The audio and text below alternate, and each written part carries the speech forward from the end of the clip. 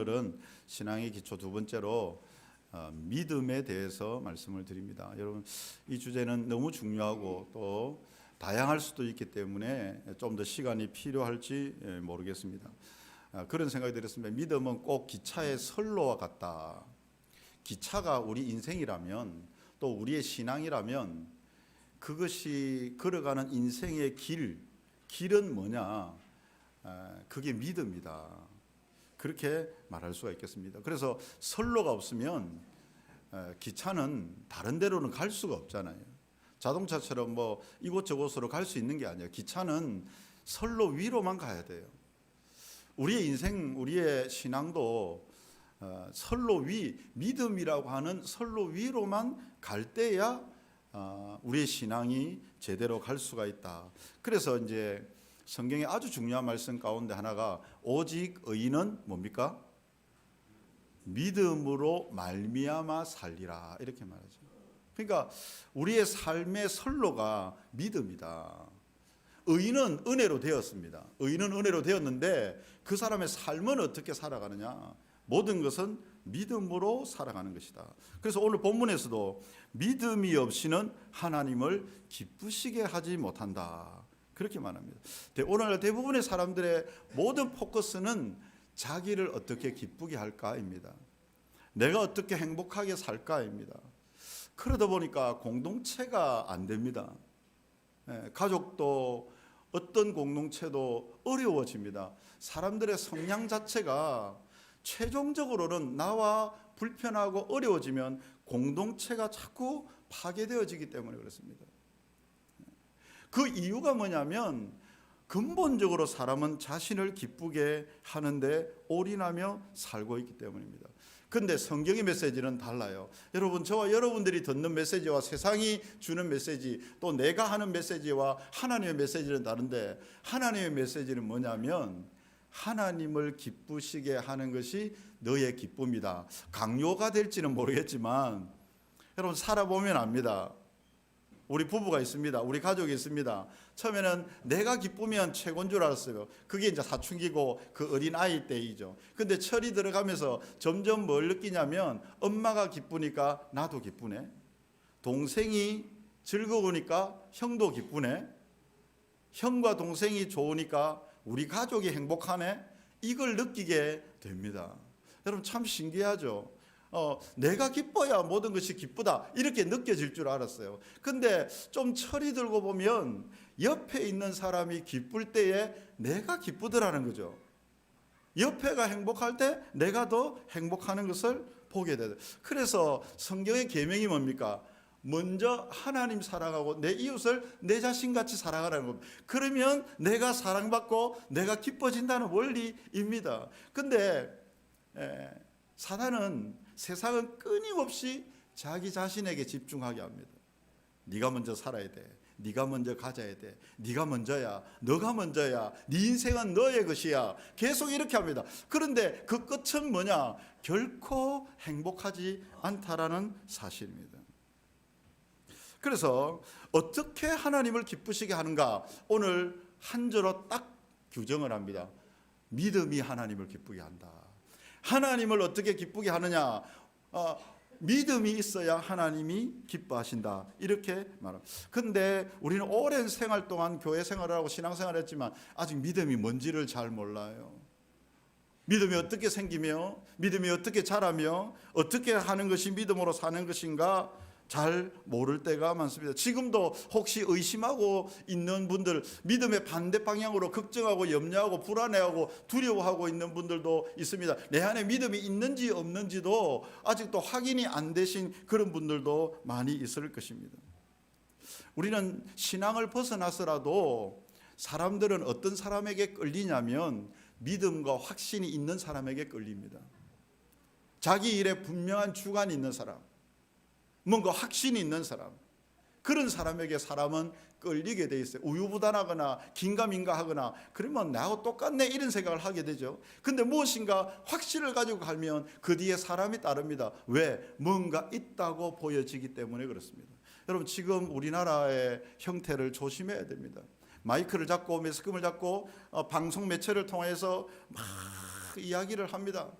근데 뭔가 확신이 있어 보여요. 사상과 이념에 대해서 막 이야기를 해요. 근데 그걸 따라가다 보면 극명하게 두 가지로 나뉩니다. 쪼갭니다.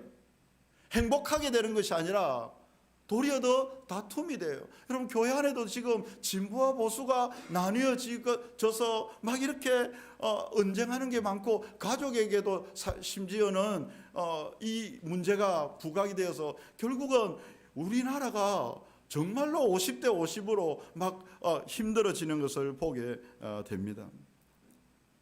여러분, 사람들은 무엇인가 깃발을 들고 강하게 이야기하면 따라가려고 하는 성향이 있습니다. 그래서 이 믿음이라고 하는 것이 좀 자세히 살펴봐야 합니다. 다양하기 때문에 성경에서 말씀하시는 믿음도 사실은 한 길만이 아닙니다. 여러분, 다이아몬드를 보면 다이아몬드가 왜 가치가 높냐면 그 모든 빛이 투과되는 것이 다릅니다. 그 면들마다 기가 막히게 다양한 면들이 있습니다. 마찬가지로 믿음도 그렇습니다. 여러분, 사랑을 한마디로 정의할 수 있습니까? 어려울걸요. 너무 단순한 말이지만 그것은 깊은 다양한 의미가 있습니다. 믿음도 마찬가지입니다. 신뢰의 의미도 있고, 용기의 의미도 있고, 확신의 의미도 있고, 의지한다는 의미도 있고, 여러 가지 의미들이 그 안에 있습니다. 왜 그럴까?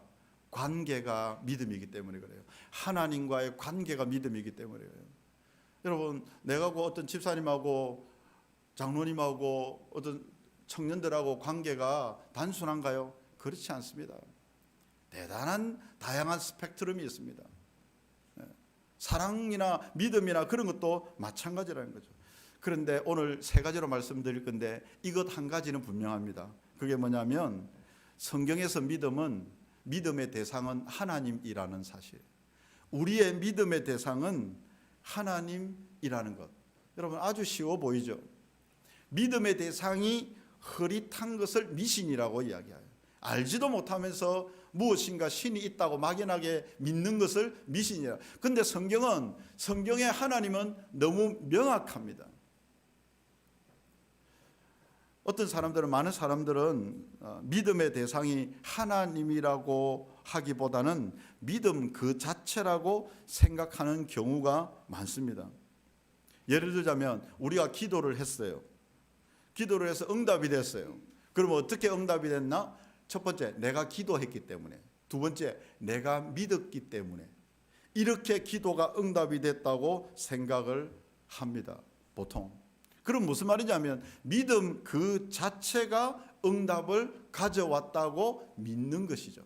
그러니까 믿음을 믿는 것입니다. 자기의 믿음을 믿는 것입니다.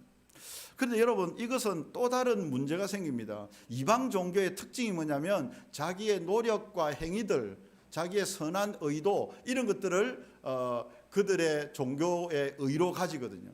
근데 우리 그리스도인들도 이 믿음을 자기 행위, 자기 의, 자기의 공로로 생각하는 겁니다. 무슨 말이냐면 이 믿음이 있어야, 내가 이 공로를, 내 믿음을 가지고 있어야 응답이 되고 천국에도 들어가고 막 이렇게 된다라고 생각하는 겁니다. 그러면 이 믿음의 대상이 하나님이 빠져도 된다라는 결과가 나옵니다. 내가 믿음만 있으면 된다는 거죠. 이게 어떤 결과로 나타나냐면 긍정적인 사고방식, 그런 것들로 나타나지게 됩니다. 여러분, 예수님께서도 그렇게 자주 말씀하셨죠. 우리가 이렇게 오해하는 것은 내 믿음이 너를 구원하였느니라, 믿음대로 될지어다, 내 믿음이 크도다, 이렇게 말씀하셨습니다. 그래서 하나님께서는 인간의 믿음을 통하여서 분명히 역사하십니다. 그러나 잘못하면 하나님을 제쳐놓고 믿음 자체가 이 역사를 이룬 것처럼 오해할 수가 있습니다. 여러분, 이게 애매하거든요. 그래서 하나님 빠져도 내가 적극적인 사고방식으로 긍정적인 말로서 믿는다고 고백하고 생각하고 또는 그림을 그리고 떠올리고 된다 라고 하면 그렇게 될 것이다. 이것이 믿음이라고 생각할 수도 있는 거죠. 그러면 하나님이 없어도 내가 그렇게 적극적인 사고방식과 긍정적인 말로 생각하고 이렇게 하면 될 수 있다고 생각하는 겁니다. 그러니까 그것은 하나님이 없어도 가능한 것이죠.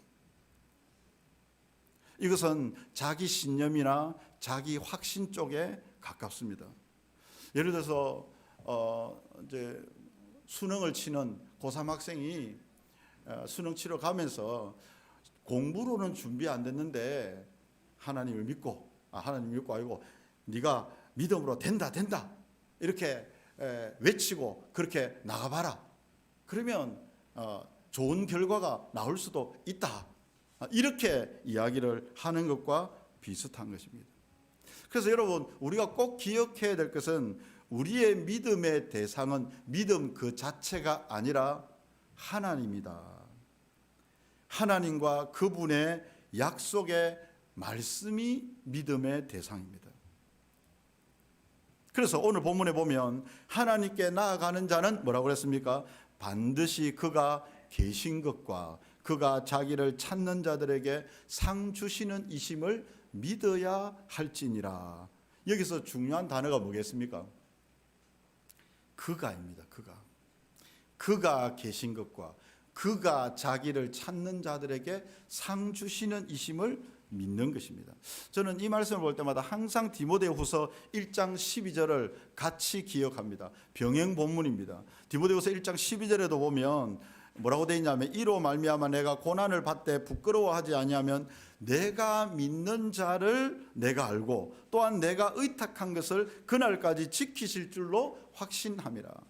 내가 믿는 자를 알고 내가 의탁한 것을 끝날까지 지키실 줄로 확신한다. 무슨 말이겠습니까? 이 믿음은 그분의 존재와 그분의 약속의 말씀입니다.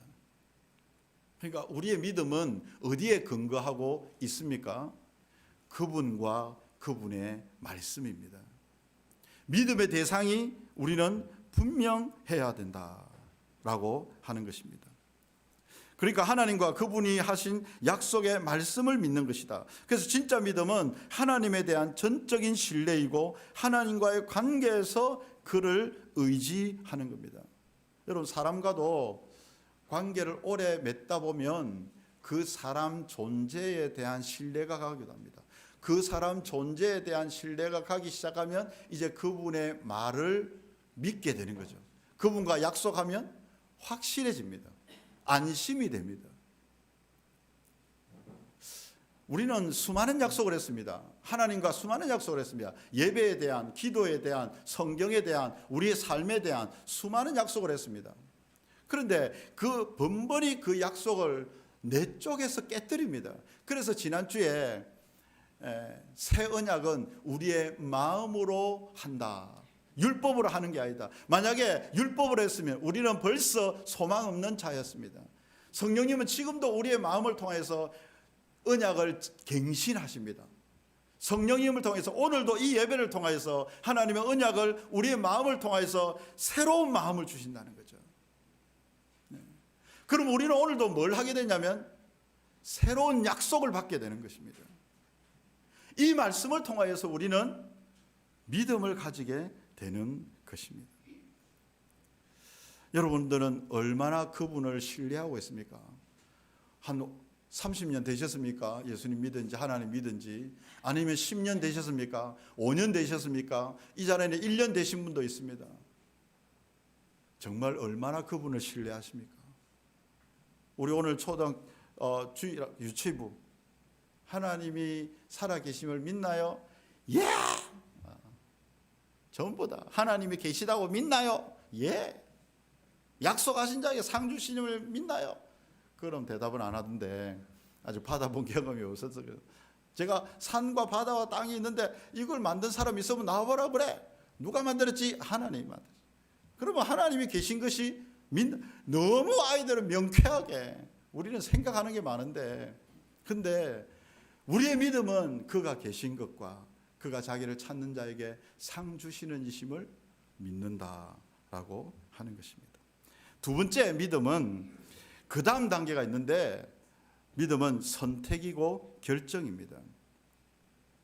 하나님이 우리에게 은혜를 주셨는데 오늘도 은혜를 주십니다. 말씀을 통하여서, 그분과의 약속을 통하여서 하나님이 우리에게 은혜를 주시죠. 은혜를 주시는데, 근데 그것을 우리가 받아들이고 안 받아들이고는 우리의 선택입니다. 내가 결정해야 되는 것입니다. 마음을 열고 받아들일 것인가 아니면 거절할 것인가, 이것은 우리의 선택에 달려 있습니다. 그래서 믿음은 그 다음 단계는 선택입니다. 여러분, 로마서 10장 9절에 보면 사람이 마음으로 믿어 의에 이르고 입으로 시인하여 구원에 이른다라고 했습니다. 여러분, 이게 무슨 말일까요? 마음으로 믿어 의에 이르고 입으로 시인하여 구원에 이른다. 이것은 우리로 하여금 선택하라는 이야기입니다. 마음으로 받아들일 것인가, 그리고 받아들인 것을 입으로 선포할 것인가, 이것은 우리가 선택해야 된다라고 하는 것입니다. 그런데 나중에 돌아보면, 믿어지고 나면 이것이 하나님의 은혜라, 이렇게 이야기해요. 이 명확하게 정리되는지 모르겠습니다. 하나님의 은혜가 오늘 이 시간에도 말씀이 선포되어집니다. 근데 이것을 받아들일 것인가 받아들이지 않을 것인가, 이것은 나의 선택입니다. 그래서 그때 믿음이 작용되는 것입니다. 내가 받아들일 것인가 믿습니다. 안 받아들일 것인가 안 믿습니다. 이렇게 그것을 결정은 누가 하느냐? 내가 하는 것입니다. 근데 받아들이고 나서 이렇게 자라가다 보면 이것이 하나님의 은혜임을 알게 됩니다. 이게 어디서 나오냐면, 베드로가 사람들이 나를 누구라 하느냐 예수님 물어봤을 때 엘리야입니다, 선지자라 합니다, 세례 요한이라고 합니다, 너희는 나를 누구라 하느냐. 그러니까 아무도 대답을 안 했어요. 근데 베드로가 딱 말하죠. 주는 그리스도시요 하나님의 아들입니다, 이렇게 이야기했어요. 그러니까 예수님께서 바요나 시몬아 복이 있도다, 이것을 네게 알게 한 일은 네 혈육이 아니라 하늘에 계시는 네 아버지다. 우리가 받을 때는 선택했습니다. 오늘도 교회의 예배당에 나와서 예배를 드릴 것인가 말 것인가, 여러분 선택해서 이 자리에 나왔습니다. 그런데 이 지나고 보니까 하나님이 나를 이끄셨구나, 이렇게 받아들여지는 것입니다. 여러분, 지금도 예수님께서는 문 밖에 서서 두드린다, 이렇게 이야기하고 있어요. 볼지어다 내가 문 밖에 서서 두드리는데 누구든지 내 음성을 듣고 문을 열면 내가 그에게로 들어가서 그와 더불어 먹고 그는 나로 더불어 먹으리라. 여러분, 이 문은 마음의 문인데 누가 엽니까? 나만이 열 수 있습니다. 예수님은 나를 비집고 들어올 수도 있잖아요. 그런데 비집고 들어오지 않습니다. 왜 그럴까요? 우리를 존중하시기 때문입니다. 우리가 로봇가 아니기 때문에, 우리를 세뇌시키지 않기 때문에, 하나님은 우리의 뜻을 존중하여서 우리를 기다려주시고 문을 열 때까지 밖에서 추운데 기다리고 계시는 겁니다. 두드리고만 있습니다. 근데 마음을 열면, 믿기로 작정하면, 그때부터는 그분이 내 안에 오셔서 그분의 일을 행하십니다. 그래서 성경에 이런 말이 있죠. 믿음으로 믿음에 이르게 한다. 우리가 믿음을 선택하면, 결정하면 그 다음부터 하나님이 내 안에 밀려 들어오셔서 그분의 일을 행하기 시작한다는 겁니다. 요한복음 5장 24절 진실을 너에게는 내 말을 듣고 나 보내신 이를 믿는 자는 영생을 얻었고 심판에 이르지 아니하나니 사망에서 생명으로 옮겼느니라. 내 말을 듣고 나 보내신 이를 믿는 자는, 다른 말로 무슨 말입니까? 받아들인 자는, 믿기로 결정한 자는 심판에 이르지 아니하고 사망에서 생명으로 옮겼다, 이렇게 말합니다. 영접하는 자, 곧 그 이름을 믿는 자들, 예수님이 하나님이 계신 것과 그가 상 주시는 이름을 맞아들이는 자에게는 하나님의 자녀가 되는 권세를 줬다. 이게 어디로부터 시작된다는 말입니까? 선택으로부터 시작된다. 어떤 분들은 믿을 때 묻지도 말고 따지지도 말고 믿어라, 덮어놓고 믿어라, 이렇게 이야기합니다. 여러분, 이건 어떤 뜻으로 말하는지는 이해가 돼요. 다 이해하고 다 납득될 때 믿는 것은 아니에요. 그런데 이 말을 잘못 해석하면 맹목적으로 믿어라, 이런 말로 들리기도 합니다. 그래서 상당히 위험합니다. 어떤 환자가 있어요. 질병을 가지고 있어요. 근데 어떤 사람이 약을 주면서 이 약 마시면 바로 낫는다, 이렇게 말하면 그 약을 마실 사람이 있을까요? 불안하죠. 검증되지 않았는데 그냥 무조건 먹으면 나을 거니까 먹어라, 이렇게 하면 먹지 않을 거예요. 위험한 것입니다. 그래서 믿음은 덮어놓고 믿는 것도 아니고, 그렇다고 해서 우리의 생각처럼 증명된 사실을 믿는 것도 아닙니다. 여러분, 증명된 사실이어야만 믿는가? 여러분, 과학자들도 그걸 믿지 않습니다. 과학자들이 뭐라고 말하냐면, 모든 이 세상의 것들은, 법칙들은 100% 증명되는 것은 없다. 유키즈 온 더 블럭에도 어떤 수학자가 나왔는데 그분이 1 플러스 1이 2라는 것을 증명하기가 얼마나 어려운지를 이야기를 하더라고요. 우리 그냥 1 플러스 1은 2다 받아들입니다. 그런데 그 수학자들은 그걸 올바로 수학적으로 증명하기가 결코 만만하지 않다는 겁니다. 얼마나 어려운지 모릅니다. 그래서 물리학자들은 어떤 말이 있냐면, 어느 정도 깊이 그 법칙을 들어가면 불확실성의 원리라고 하는 것이 있대요.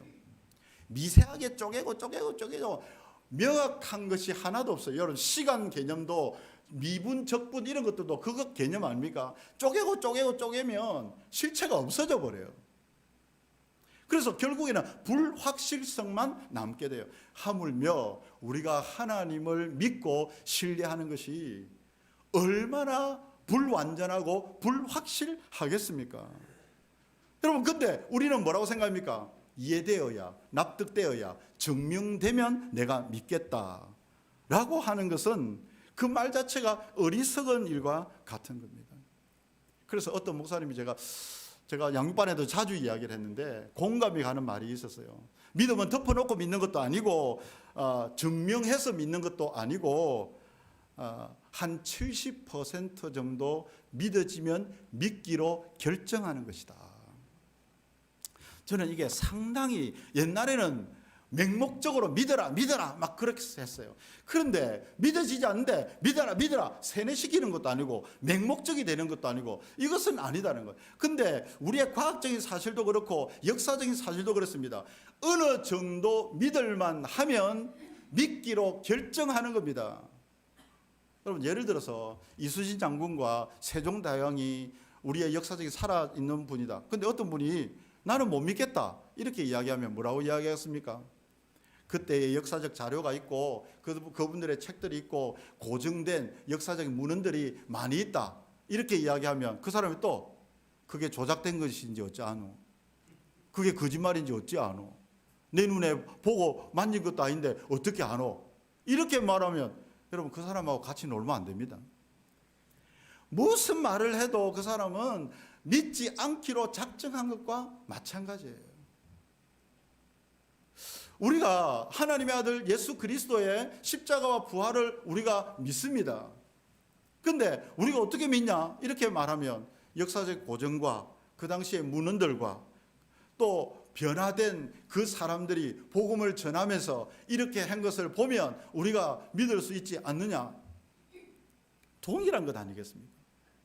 우리 마음에 그 정도면, 여러분, 저와 여러분들이 학문적으로나 어떤 과학적으로나 고문서적으로 우리가 뛰어나지 못해서 그렇지, 그 학자들을 우리보다 훨씬 뛰어난 사람들이 2000년 동안 그것을 증명을 해보는데 부인할 수 없는 예수 그리스도의 부활을 이야기를 합니다.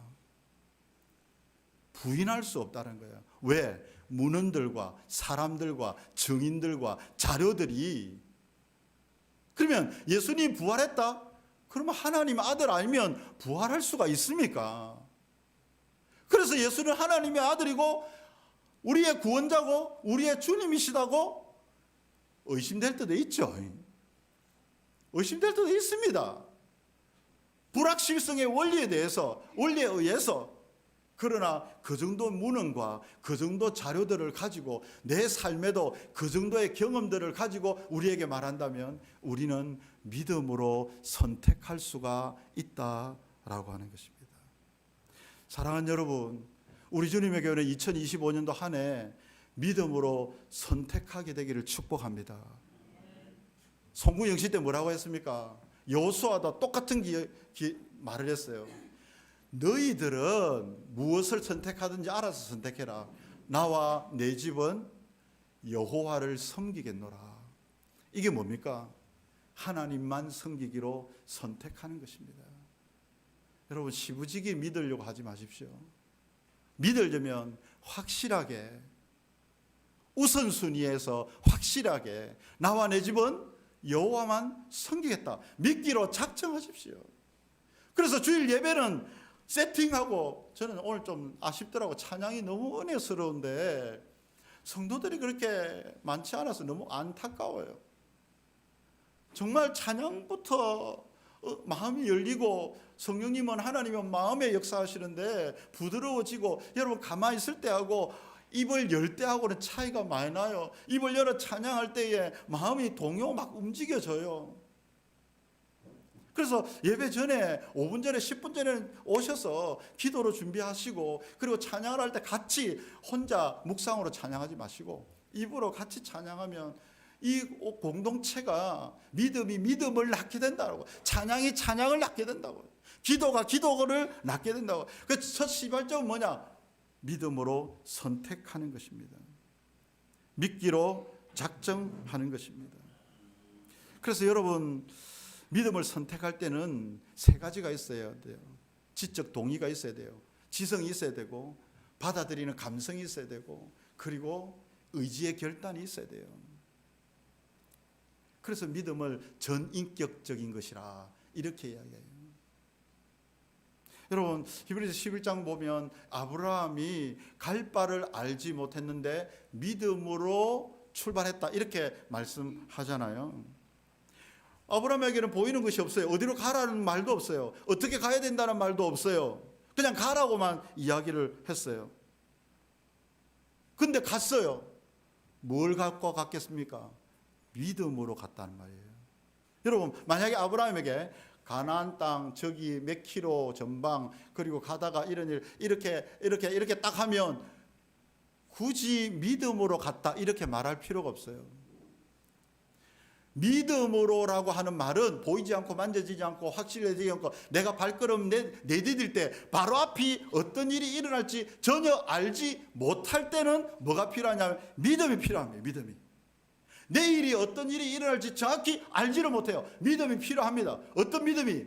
그가 계신 것과 그가 자기를 찾는 자에게 상 주시는 이심을 믿을 때 염려 없이 담대함으로 평안 가운데 내일에 눈을 뜰 수가 있다라고 하는 것입니다. 그런데 아브라함이 가보니까 누가 있어요? 하나님이 계신 것입니다. 그러니까 얼마나 경외롭겠어요. 발을 내디디는데 무사하고 하나님이 그곳에 계세요. 그러니까 하나님을 더욱더 신뢰하게 되는 거예요. 그래서 나중에 22장에 가면 아들까지도 믿음으로 바칩니다. 왜? 믿음으로 다시 살리실 줄로 믿었기 때문이에요. 없는 것을 있게 하고 보이지 않는 것을 보게 하는 것이 믿음이라는 걸 아브라함을 통해서 명확하게 보여요. 우리는 계속해서 믿음을 뭐라고 생각해요? 보이면 믿겠다, 증명되어지면 믿겠다, 이해되어지면 믿겠다, 납득되어지면. 엄밀하게 따지면 그 믿음이란 단어가 필요 없는 겁니다. 그거는. 믿음은 보이지 않고 만져지지 않고 확보된 그 어떤 것도 없을 때만 필요한 것이 뭐냐면 믿음입니다. 믿음. 그래서 이 믿음이라고 하는 것은 예수님을 우리의 구원자로 모셔드릴 때, 여러분 예수님을 구원자로 모셔드렸습니까? 아무 대답이 없나? 여러분 예수님을 여러분의 구원자 주님으로 모셔드렸습니까? 그래도 시부지한데 확실해야 됩니다. 확실해야 됩니다. 그럴 때만 아멘 믿음이 필요한 게 아니고, 믿음의 선로처럼 살아가는 한 걸음 한 걸음이 전부 다 믿음이 필요합니다. 그분을 신뢰하고 그분과 나의 관계를 통하여 주실 것을 바라보는. 그래서 세 번째로 믿음은 뭐냐? 기대하는 것이라 이렇게 말할 수가 있습니다. 우리 배 목사님처럼 해보면 믿음은 기대고 기대하는 것이다, 이렇게 말할 수 있겠습니다.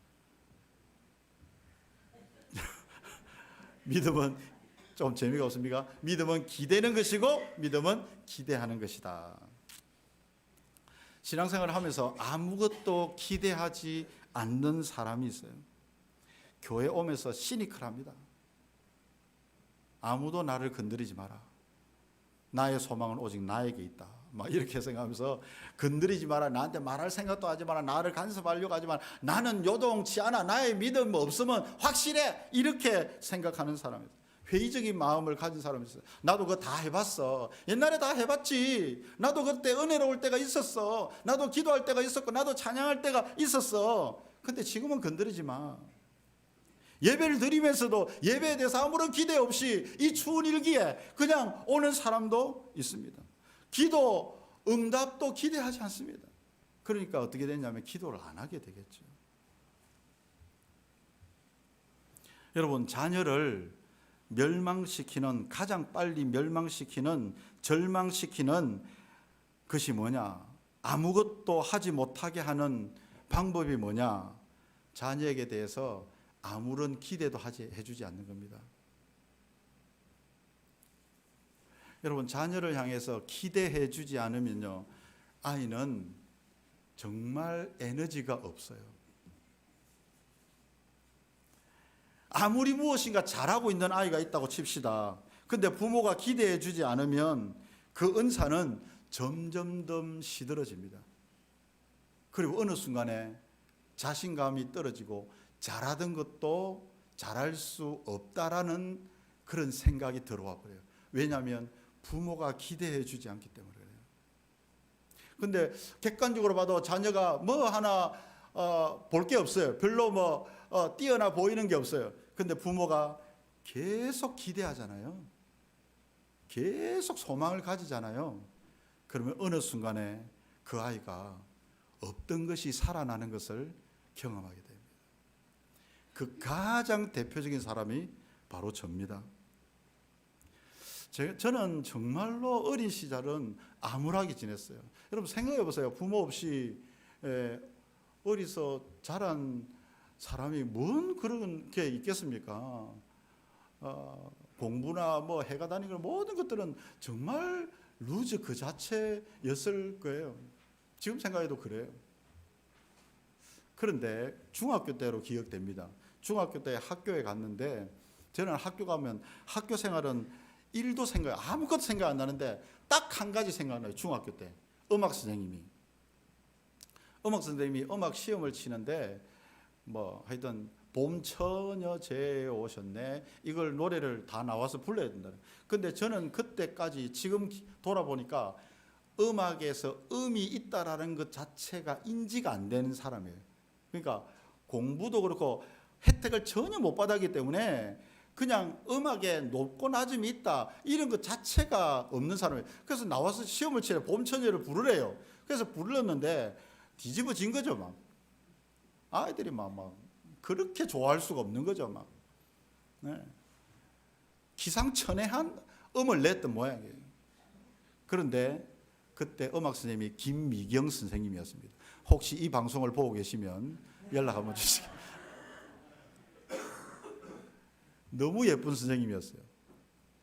그런데 그분은 진짜 따뜻하게 웃으면서 그래도 목소리는 좋네 그러더라고요.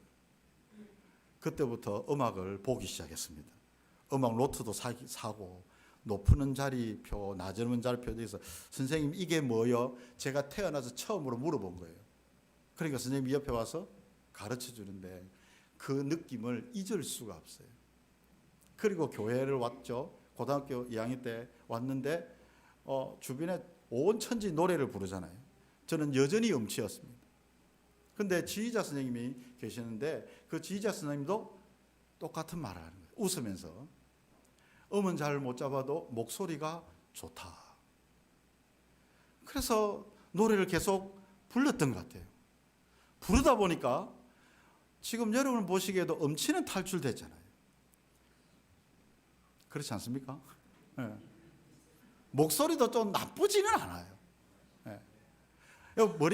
저 머리카락도 완전히 없어지진 않아요. 조금씩 남아가지고 그래도 버텨주고 있다는 거죠. 아마 여러분들이 기대하기 때문에 우리 목사님 머리카락이 그래도 좀 남아있어야 한다 기대하는 마음이 있기 때문에. 저는 그 진짜 산 증인이에요. 집에서나 뭐 주변의 사람들 아무도 나를 기대하는 사람이 한 사람도 없었어요. 그런데 누군가 한 사람이 기대해주고, 특히 저는 교회에 오니까 모든 사람들이 얼마나 불쌍하게 여겼겠죠. 그러니까 너무 잘해준 거예요. 그러니까 내가 그런 사람인가? 이런 생각이 들기 시작하면서 나에게도 기대가 생기기 시작했던 것 같아요. 저는 지금 일이 지나고 보니까 이 기대가 믿음이다. 기대가 믿음이다. 우리 자녀를 보면서 기대해 주는 게 믿음이다. 여러분, 우리가 하나님을 보면서도 마찬가지로 하나님에 대해서 기대하는 것이 믿음이다. 여러분, 예배 올 때에 그냥 오지 마시고 오늘은 어떤 말씀이, 오늘은 어떤 찬양이, 오늘은 어떤 기도가, 오늘은 어떤 교제가 있을까 기대를 하고 오는 것입니다. 여러분, 이 추운 일기에 이 소중한 시간에 왜 여기 와서 잡니까? 여러분, 자는 분들 보고 뭘 하는 게 아닙니다. 자더라도 한 번씩 일어나고. 왜냐하면 하도 자는데 가만히 놔둔다고, 목사님 가만히 놔둔다고 뭐라 했어서 이제는 제가 이제 깨워야 되겠어요. 하도 뭐라 해서 자면 안 돼요. 예배에 자는 거 아니에요. 일단 오는 거 성공했으니까 이제는 자면 안 돼. 이 이야기를 하는 거죠. 여러분, 그런 조금씩 기대하는 마음을 가지고 하나님을 믿게 될 때에 그 다음부터는 하나님께서 그 일을 시작하게 된다라고 하는 것입니다. 여러분, 기도할 때도 응답을 기대하십시오. 저는 요즘 조금만 딴 데 쳐다보면 불안하고 힘들고 그렇습니다.